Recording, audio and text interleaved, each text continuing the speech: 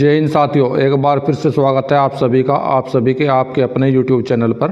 साथियों, आप देख रहे हैं सैनिक सुविधा यूट्यूब चैनल। साथियों, आज के वीडियो में मैं चर्चा करूंगा पेंशन और फैमिली पेंशन के बारे में। इसके लिए पेंशन मंत्रालय की तरफ से एक नई एडवाइजरी जारी करी गई है। तो साथियों, आप लोगों को सामने एक प्रेस रिलीज दिखाई दे रहा होगा जो 2 जनवरी 2024 को 12:16 पर निकला है। तो चलिए साथियों, इस एडवाइजरी को मैं आप लोगों को हिंदी में दिखा देता हूं ताकि आप आसानी से समझ सकें। तो साथियों, अभी मैं दिखाता हूं आपको हिंदी में यह आदेश कार्मिक लोक शिकायत और पेंशन मंत्रालय का है।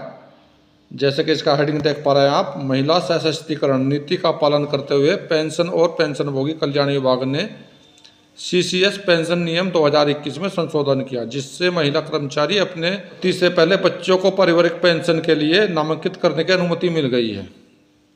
यानी कि इस संशोधन के अनुसार अगर कोई महिला पेंशन ले रही है तो अपने पति को ना पेंशन देकर अपने बच्चों को दे सकती है।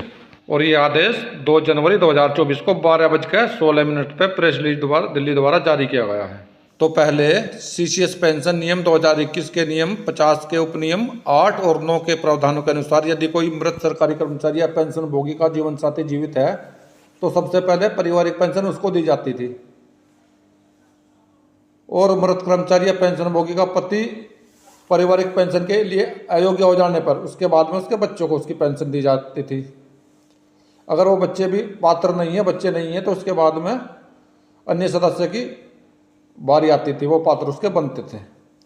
लेकिन इस बारे में जो है अनेकों मंत्रालयों से और विभागों से पेंशन मंत्रालय के पास में पत्र आए हैं, उन्होंने सलाह मांगी है। उन्होंने सलाह में कहा है पति के स्थान पर पत्नी अपने बच्चों को पेंशन दे सकती है या नहीं दे सकती, उसके लिए अनुमति मांगी है। और अनुमति मांगने के पीछे क्या कारण है, जैसे कि वैवाहिक कलह की स्थिति है, तलाक की स्थिति है, घरेलू हिंसा है, दहेज संरक्षण अधिनियम है। इन्हीं कारणों के वजह से विभाग पति से पहले बच्चों को पेंशन देने के लिए सलाह मांग रहे थे। तो अभी पेंशन मंत्रालय ने यह निर्णय लिया है, यदि किसी सरकारी कर्मचारी महिला पेंशन भोगी के संबंध में तलाक की कार्रवाई अदालत में लंबित है, या सरकारी कर्मचारी महिला पेंशन भोगी अपने पति के खिलाफ मामला दायर किया हुआ है, घरेलू हिंसा से महिलाओं का सुरक्षा अधिनियम या दहेज अधिनियम या भारतीय दंड संहिता के तहत, तो ऐसी महिला सरकारी कर्मचारी या पेंशन भोगी अपने मृत्यु के बाद अपने पति से पहले अपने बच्चों को पारिवारिक पेंशन देने के लिए अनुरोध कर सकती है। और ऐसे अनुरोध पर निम्नलिखित तरीकों से विचार किया जा सकता है। क्या क्या तरीके हैं जिन पर विचार किया जा सकता है? महिला सरकारी कर्मचारी या पेंशन भोगी यदि उसका कोई बच्चा मानसिक रूप से विकलांग है और उसका पिता जो उसका संरक्षक है, और अगर वो संरक्षक नहीं है तो ऐसी स्थिति में पारिवारिक पेंशन उस व्यक्ति के माध्यम से देय होगी जो ऐसे बच्चे का वास्तविक अभिभावक है। और जहां बच्चा नाबालिग या वयस्क होने के बाद में पारिवारिक पेंशन के लिए पात्र रहता है तो ऐसे बच्चे को पारिवारिक पेंशन उसके वयस्क होने की तारीख से देय होगी। नंबर 1, महिला सरकारी कर्मचारी या पेंशनर की मृत्यु के बाद यदि उसका कोई बच्चा पात्र नहीं है तो उसके पति को पेंशन मिल सकती है।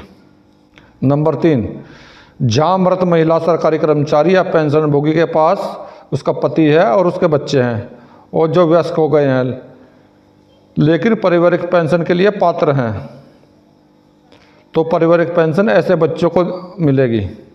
नंबर 4, CCS पेंशन नियम 2021 के नियम 50 के तहत यदि बच्चे पेंशन के पात्र नहीं होते हैं तो पति की मृत्यु तक या उसके पुनर्विवाह से पहले तक उसको पेंशन देय होगी, वो पेंशन ले सकता है।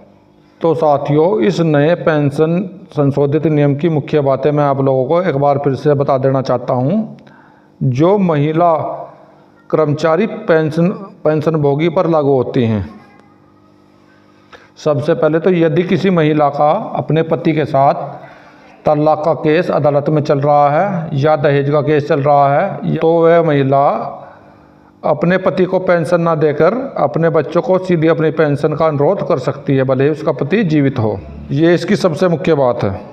और उसके अलावा यदि महिला का अदालत में दहेज के लिए या तलाक के लिए या अन्य किसी तरह का कोई केस चल रहा है, उसी स्थिति में महिला की मृत्यु हो जाती है तो उसको किस प्रकार से अपनी पेंशन को अपने बच्चों को देनी है, इसके लिए भी बताया गया है, जैसे मैंने पहले वीडियो में बता ही दिया है। तो साथियों, आज की वीडियो में यही थी मेरे द्वारा दी गई छोटी सी जानकारी। मिलता हूँ अगली वीडियो में इसी प्रकार की अन्य महत्वपूर्ण जानकारी के साथ। अगर आप लोगों को मेरा वीडियो अच्छा लगा है तो वीडियो को लाइक करें, चैनल को सब्सक्राइब करें, साथियों में शेयर करें। वीडियो देखने के लिए धन्यवाद दोस्तों। जय हिंद, वंदे मातरम।